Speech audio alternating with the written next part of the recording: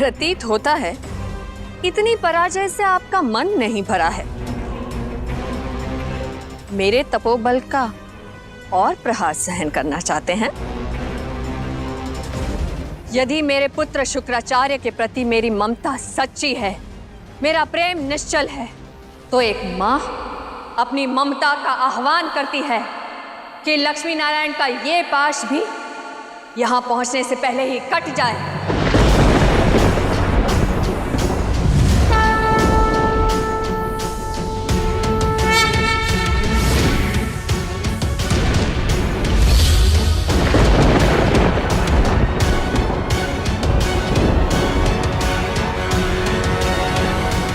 अद्भुत है मेरी माता और उनकी ममता। केवल नारायण की नहीं, उन्होंने लक्ष्मी नारायण के पाश को भी काट दिया, उन्हें पराजित कर दिया।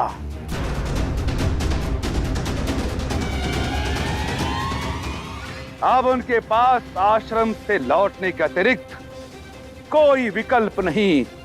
अब कोई विकल्प शेष नहीं है नारायण। अपनी पराजय को स्वीकार करिए और लौट जाइए।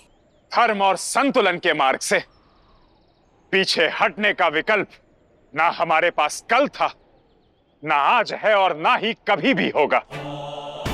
किंतु आपने हमारे दिए हुए धर्म के विकल्प की अवमानना अवश्य की है।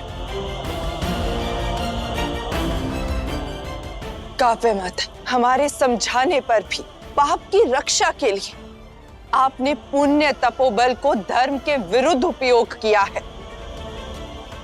अपनी ममता के बल का प्रयोग कर अधर्म का साथ दिया है आपने काव्य माता।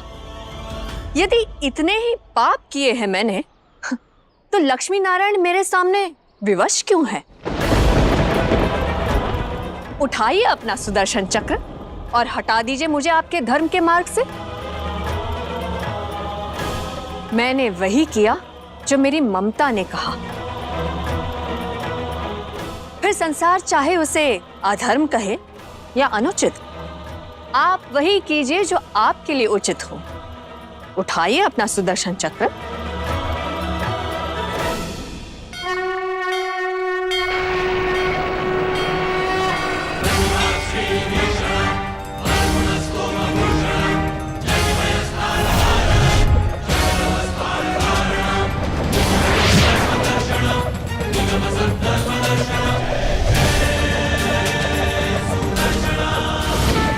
तो यही सही,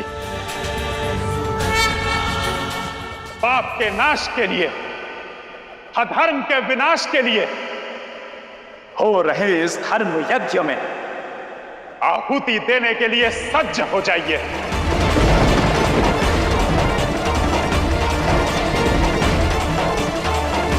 धर्म के नाम पर एक स्त्री की आहुति देंगे आप? एक ऋषि की पत्नी को आहत करेंगे? आप एक पतिव्रता स्त्री हैं, एक श्रेष्ठ माता है, और मैं भी आपका सम्मान करता हूं। किंतु आज आपने अधर्म को चुना है, इन दुष्टों को शरण दी है। आपके चुनाव ने मुझे विवश कर दिया है, तो संतुलन के लिए मुझे सुदर्शन चलाना ही होगा।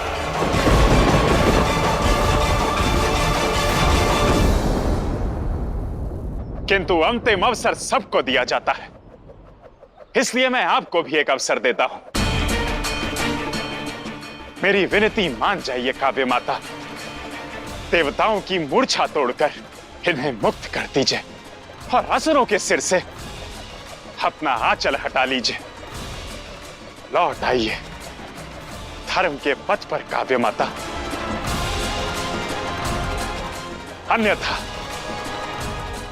सुदर्शन धर्म की रक्षा को सज्ज है।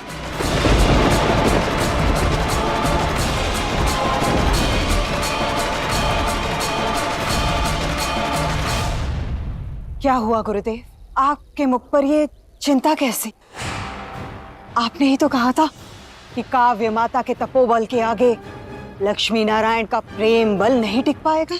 हाँ, जैसे उनके तप के तेज के समक्ष लक्ष्मी नारायण का पाश विफल हुआ, वैसे ही उनका सुदर्शन चक्र भी विफल हो जाएगा।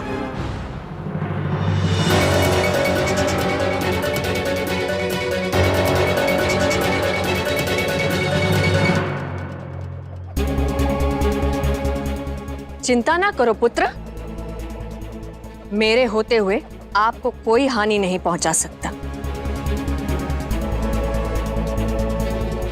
आप लोग निश्चिंत होके भीतर जाइए।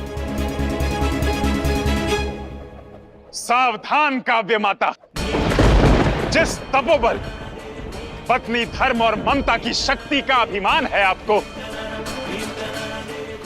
वो तो आप पहले ही अधर्म की रक्षा के लिए नष्ट कर चुकी हैं। अब वो भी आपकी रक्षा नहीं कर पाएगा।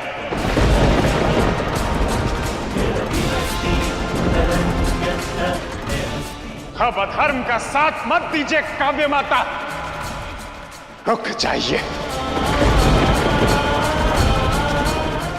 कुछ नहीं कर पाएगा नारायण का सुदर्शन चक्र। सावधान काव्य माता।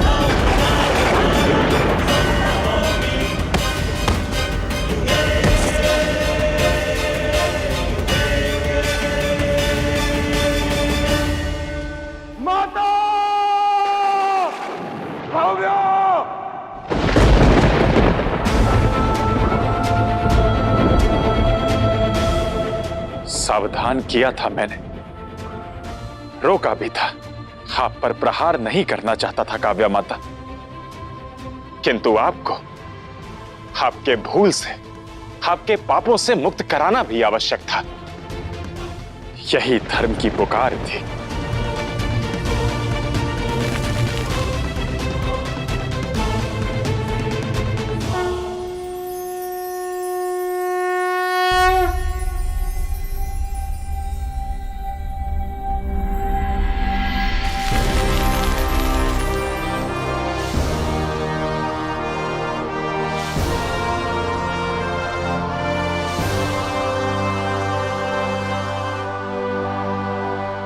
जिस देह ने अभिमान किया, अधर्म का साथ दिया, आज यहाँ उस देह का अंत हुआ है। साध्वी का नहीं, काव्य माता का महान तपोबल अमर है और सदैव अमर रहेगा।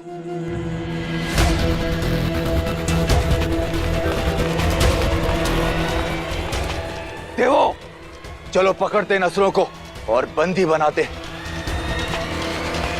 क्षमा करना काव्य माता, मुझे जाना होगा देवी। असुरों को दंड देना अब भी शेष है। इनके पुत्र शुक्राचार्य को भी अपने पाश से मुक्त कर दीजिए आप। माता की अंतिम क्रिया के लिए पुत्र को रोकना अधर्म होगा।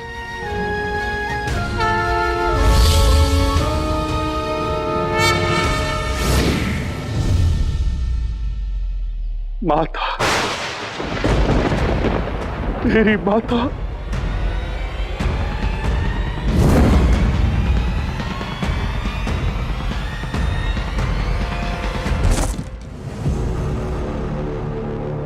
किसने किया ये दुस्साहस? मैंने पूछा कि किसने किया ये दुस्साहस? संसार में ऐसा कौन है जो भृगु की पत्नी का सर काटने का सामर्थ्य रखे? वो एक ही है जो सदैव संतुलन और न्याय के आड़ में अन्याय करता रहा है, नारायण। और इस हत्या के साक्षी स्वयं देवी लक्ष्मी और समस्त देवताएं। नारायण!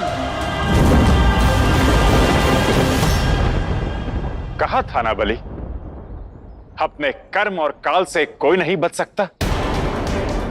अब ना तो यहां कोई आश्रम है और ना ही कोई साधु। तुम्हारे संघार से अब तुम्हें कौन बचाएगा?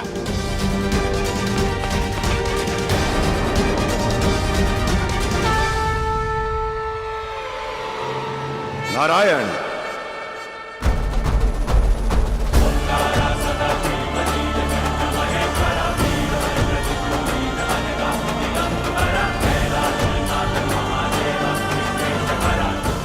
महादेव,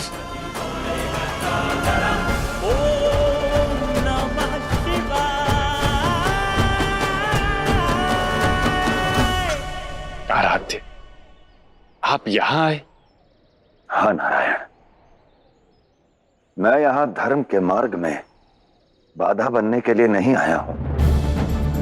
मैं तो केवल अधर्म को एक और अवसर देने का प्रस्ताव लेकर आया हूं। आज इन सभी असुरों ने एक महान तपस्विनी काव्य माता का संहार देखा, आपके सुदर्शन का वार देखा। इसलिए धर्म के पथ को चुनने का अवसर प्राप्त होना चाहिए। कदाचित काव्य माता के अधर्म के चुनाव का परिणाम इन्हें सद्बुद्धि दे दे। नारायण, संपूर्ण असुर जाति का विनाश भी असंतुलन फैला सकता है। असुरों को जो दंड, जो शिक्षा आप देना चाहते थे, उन्हें वो प्राप्त हो चुकी है। अभी के लिए इन्हें जाने दीजिए। आपके आदेश को कैसे नकार सकता हूं महादेव? किंतु ये असुर पुनः उद्दंडता दिखाएंगे, अधर्म के मार्ग पर चलकर आतंक फैलाएंगे महादेव। स्वर्गलोक को पाने का अनुचित प्रयास करेंगे। यदि ये पुनः धर्म के पथ पर चलेंगे तो दंड अवश्य भुगतेंगे। परंतु तब तक आप इन्हें सोचने का अवसर दीजिए। जाने दीजिए इन्हें।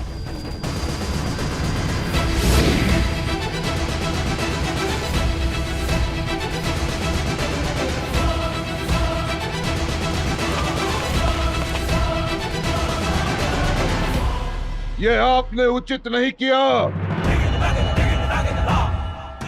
इसका उत्तर मांगेगा ये प्रेगो। तुम्हें क्या लगा कि मेरी पत्नी का कोई नहीं है? अरे इनके सम्मान और तप की रक्षा के लिए यह प्रेगो तुम्हारी शक्तियों को ललकारता है और तुम्हें यह भी दिखा देगा कि पत्नी प्रेम और तपोबल में कितना सामर्थ्य है। मैं अपनी पत्नी को अमृत संजीवनी विद्या से जीवित करूंगा और तुम्हें दंड भी दूंगा। तो इस दंड को पाने के लिए सज्जन हो नारायण, सज्जन हो नारायण, सज्जन हो नारायण। ऋषि भृगु ने ये कैसा निर्णय लिया है नारायण?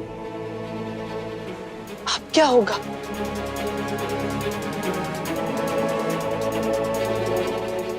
वही जो विधि के विधान में लिखा है देव। हमारी डोर नियति के हाथ में है, तो करना वही है जो जगत कल्याण के हित में हो। फिर चाहे मन को साधना पड़े या मन को मारना पड़े। मन को मारना पड़े? आपका क्या तात्पर्य है नारायण? मन को मार कर ही मुझे काव्या माता का वध करना पड़ा, अपना कर्तव्य निभाना पड़ा। अब यदि ऋषि भृगु अपने तपोबल से उन्हें पुनः जीवित कर देते हैं तो मेरे मन का बोझ भी हल्का हो जाएगा। और इस विकट समय में इससे अधिक शुभ और कुछ नहीं हो सकता देवी।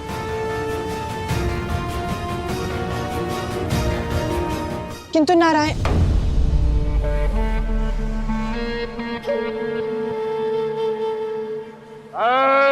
ऋषि भृगु, ब्रह्मा का मानस पुत्र, अपने अमृत संजीवनी विद्या का आवाहन करता हूं।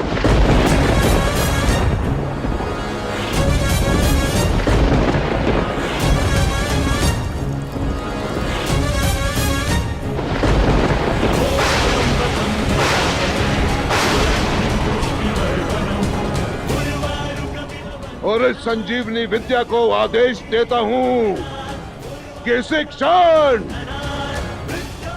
मेरी पत्नी को जीवन प्रदान करे।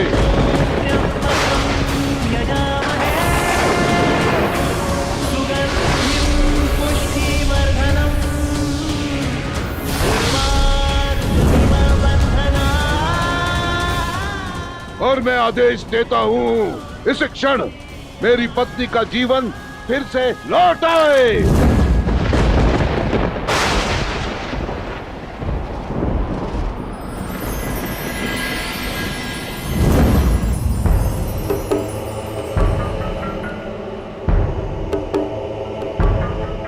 माता,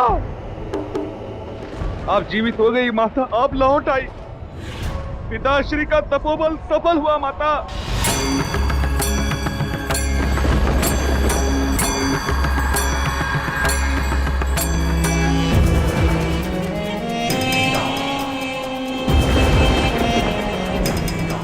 अमृत संजीवनी से मुझे पुनर्जीवन दान देने के लिए बहुत बहुत धन्यवाद स्वामी।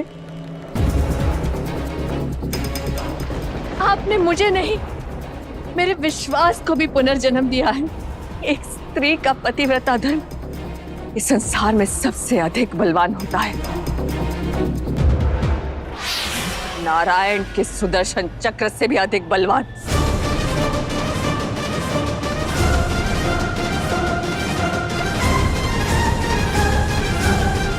इस नए जीवन का प्रथम प्रणाम स्वीकार कीजिए।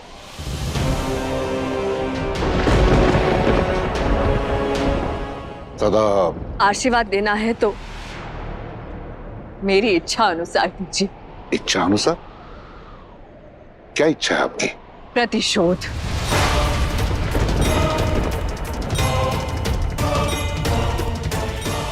आपने जीवन दान तो दे दिया, परंतु अब प्रतिशोध चाहिए। मुझे नारायण से प्रतिशोध का आशीर्वाद दीजिए स्वामी।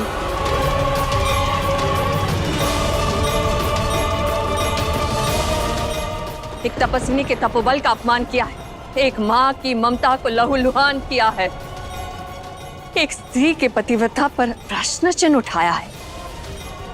उस अपमान का, उस प्रतिहास का, प्रतिकार का आशीर्वाद दीजिए स्वामी।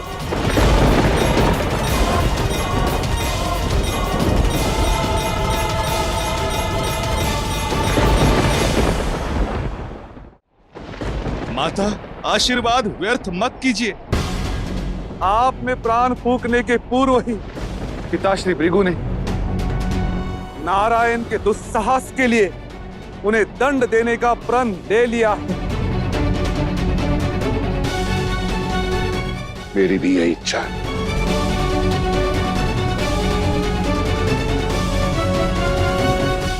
कि मेरे इस प्रण को पूरा होते हुए आप स्वयं देखें, उस नारायण के दंड की साक्षी बने आप। बहुत अभिमान है उस नारायण को अपनी शक्ति पर, उस शक्ति पर जिससे उसने मेरा सर काटा था।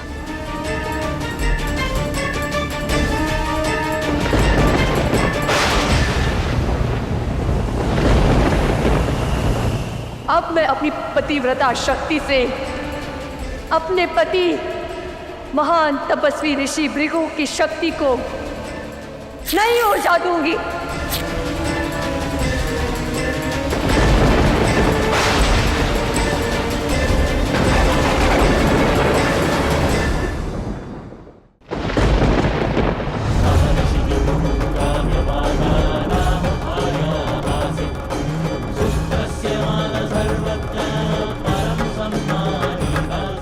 जाइए स्वामी, अपना प्रण पूरा कीजिए। नारायण से मेरा प्रतिशोध लेकर ही आइए।